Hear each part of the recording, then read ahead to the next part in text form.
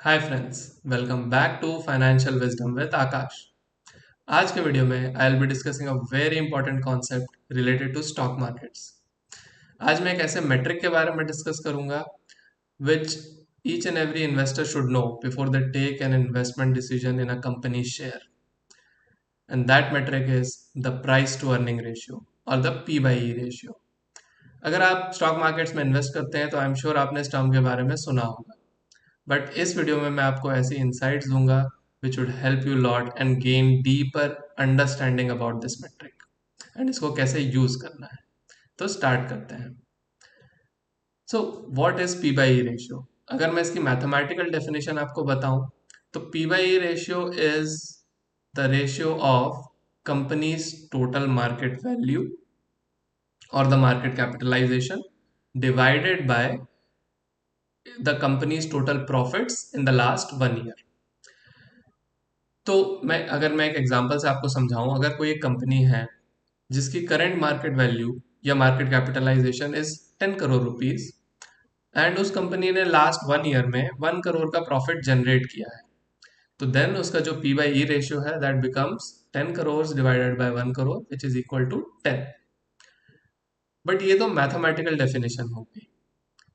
मैं आपको इस वीडियो में ये बताऊंगा कि हमें इस मेट्रिक को कैसे एनालाइज करना है, कैसे अंडरस्टैंड करना है एंड कैसे बेटर इन्वेस्टमेंट डिसीजंस लेने हैं। तो आप इस वीडियो को ध्यान से देखें।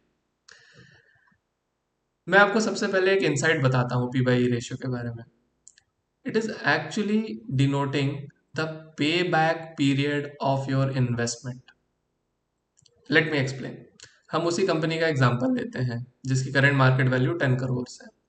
मान लीजिए आपने वो कंपनी में 10 करोड़ इन्वेस्ट किए एंड वो पूरी की पूरी कंपनी खरीद ली। Now you are the owner and वो कंपनी हर साल 1 करोड़ का प्रॉफिट जनरेट कर रही है। तो 10 ईयर्स के बाद वो आपको 10 करोड़ रुपीस जनरेट करके एज अ रिटर्न दे देगी। सो दिस मीन्स कि आपकी जो इन्वेस्टमेंट वैल्यू है 10 करोड़ रुपीस, उसका जो पे बैक पीरियड, उस कंपनी ने वो अमाउंट आपको जो पे बैक किया वो 10 ईयर्स में किया। तो दैट पे बैक पीरियड और 10 years is actually the PE ratio. हम इस तरह से भी इसको समझ सकते हैं। बट जब ये इस तरह से जब सोचा जाए तो आपको फील होगा कि यार ये तो बहुत ही बकवास इन्वेस्टमेंट है।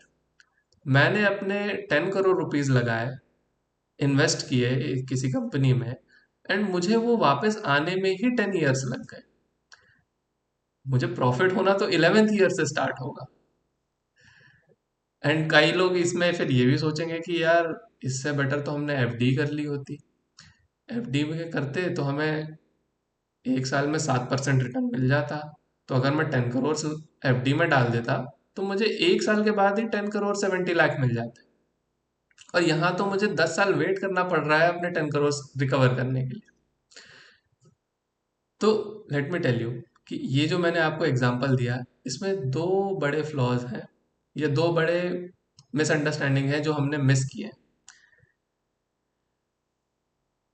फर्स्ट थिंग, हमने ये अज्यूम कर लिया कि वो जो कंपनी है वो हर साल 1 करोड़ का ही प्रॉफिट जनरेट करेगी। भाई ऐसा भी तो हो सकता है कि कंपनी फ्यूचर में ग्रो करे। स्पेशली जो छोटे साइज की कंपनीज होती हैं उनमें ग्रोथ पोटेंशियल इवन हाई होता है। तो it is very very highly likely कि वो कंपनी ने फर्स्ट ईयर में अगर 1 करोड़ का प्रॉफिट किया है तो इट कैन जनरेट और double its profit in the next year. May be वो सेकेंड ईयर में 2 करोड़ का प्रॉफिट करे, उसके नेक्स्ट ईयर थर्ड ईयर में मे बी वो 4 करोड़ का प्रॉफिट करे एंड फोर्थ ईयर में मे बी वो 8 करोड़ का भी प्रॉफिट कर ले। I know this is just an example but it is also possible. तो अगर हम ये 4 साल का ही एग्जाम्पल लें कि उसने फर्स्ट ईयर में 1, सेकेंड ईयर में 2 करोड़, थर्ड ईयर में 4 एंड फोर्थ ईयर में 8 करोड़ का प्रॉफिट किया, तो 4 साल में टोटल 15 करोड़ का प्रॉफिट जनरेट हुआ। तो आपकी जो इन्वेस्टमेंट वैल्यू थी 10 करोड़, उस पे आपको 15 करोड़ रिटर्न मिल गया in 4 years. But now the second thing which we assume wrong, ये जो 15 करोड़ का रिटर्न है ना, that is also not your real return. Real return इससे कहीं ज्यादा है। अब मैं आपको वो भी एक्सप्लेन करता हूँ कैसे। मान लीजिए आज की डेट में कोई इंसान आपके पास आता है और बोलता है कि मुझे आपसे ये कंपनी खरीदनी है, तो क्या आप उसको 10 करोड़ में बेच देंगे? आपने ये कंपनी 10 करोड़ में तब खरीदी थी जब इसका annual profit was just 1 crore rupees. आज की डेट में उस कंपनी का annual profit is 8 crore rupees. तो क्या आप उसको 10 करोड़ में बेच देंगे? Definitely not. You would ask for at least 80 crore. जो सेम मल्टीप्लायर आपने पहले यूज किया था वो आज के दिन भी वैलिड हो सकता है। तो this is your actual return. 80 crore आज उस कंपनी की वैल्यू हो चुकी है, आपने 10 करोड़ इन्वेस्ट किया था। So this is a very very important point, and ये एक इंपॉर्टेंट पॉइंट आप नोट करके रखें कि in the long term stock markets में हमेशा कोई भी कंपनी की जो मार्केट वैल्यू है ना, वो हमेशा उसकी एनुअल अर्निंग्स या प्रॉफिट्स को फॉलो करती है। अगर किसी कंपनी का annual profit year on year increase हो रहा है तो उसका मार्केट वैल्यू भी या फिर उसका शेयर प्राइस भी इंक्रीज होगा। और अदर वे अराउंड ऑल्सो, अगर profits annually year on year decrease हो रहे हैं तो उसकी मार्केट वैल्यू भी डिक्रीज होगी। But this is true for the longer time frame. छोटे टाइम फ्रेम में ऊपर नीचे थोड़ा हो सकता है। And that is why it is very important to understand the P by E ratio, क्योंकि P by E ratio is basically the ratio of the market value and the annual earnings of the company. तो P by ratio से हमें ना actually पता क्या चलता है? पता ये चलता है कि that company is currently under valued और ओवर वैल्यूड। क्योंकि लेट्स अज्यूम कि किसी कंपनी का पी बाई रेशियो बहुत हाई है, तो उसका बेसिकली मतलब क्या हुआ कि उसका जो करंट मार्केट वैल्यू है वो उसके अर्निंग से कंपैरिजन में बहुत ज़्यादा ऊपर है, which is not a good sign, which shows कि it is over valued. And अगर उस कंपनी का जो मार्केट वैल्यू है वो अगर अर्निंग से कंपैरिजन में बहुत ऊपर नहीं है, थोड़ा ही ऊपर है, तो पी बाई रेशियो कम होगा, विच ऑल्सो मीन्स कि वो अंडर वैल्यूड है, क्योंकि फ्यूचर ग्रोथ के साथ कैचअप कर लेगा। सो आई होप ये एक इंपॉर्टेंट पॉइंट आपको समझ में आया कि क्यों पी बाई रेशियो हमें देखना चाहिए एंड वो क्या डिनोट करता है। But there is another catch here. P by ratio, सिर्फ पी बाई रेशियो से जज कर लेना कि कंपनी इज ओवर वैल्यूड और under valued can be wrong.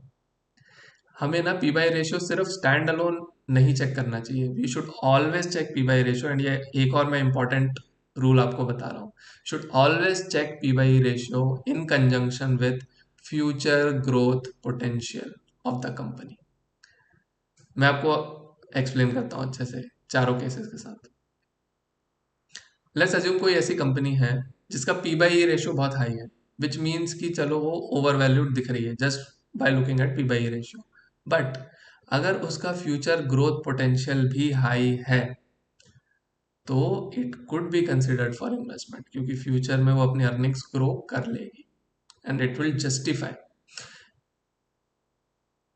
Next case पे आते हैं। अब मान लीजिए कि फ्यूचर ग्रोथ पोटेंशियल बहुत कम है किसी कंपनी का, बट उसका पी बाई रेशियो स्टिल बहुत हाई है, तो देन तो इट मीन्स कि इस कंपनी को तो हमें अवॉइड ही करना चाहिए, क्योंकि पी बाई रेशियो है मतलब वो ऑलरेडी ओवर वैल्यूड है। एंड सेकेंड थिंग, वो फ्यूचर में ग्रो भी नहीं कर पाएगी ज़्यादा, तो वो और ओवर वैल्यूड ही होगी। तो it is such kind of companies और केसेस वी शुड अवॉइड। एक केस और आएगा, नेक्स्ट केस जो आएगा वो ये होगा कि ओके, फ्यूचर ग्रोथ पोटेंशियल भी है, that is low, but P by ratio is also low. तो मतलब करेंटली अंडर वैल्यूड है बट फ्यूचर में भी बहुत ज़्यादा ग्रोथ नहीं है, एक नॉर्मल ग्रोथ होगा मे बी, तो उस रेट से मे बी उसके प्राइसेस बढ़ जाए। तो again this could be considered for investment.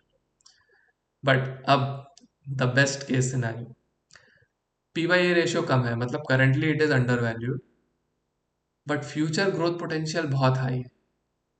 तो this is kind of the best case scenario जिसको हम कंसिडर कर सकते हैं for investment. But the problem है आपको मार्केट में ऐसी कंपनीज बहुत इजीली मिलेंगी भी।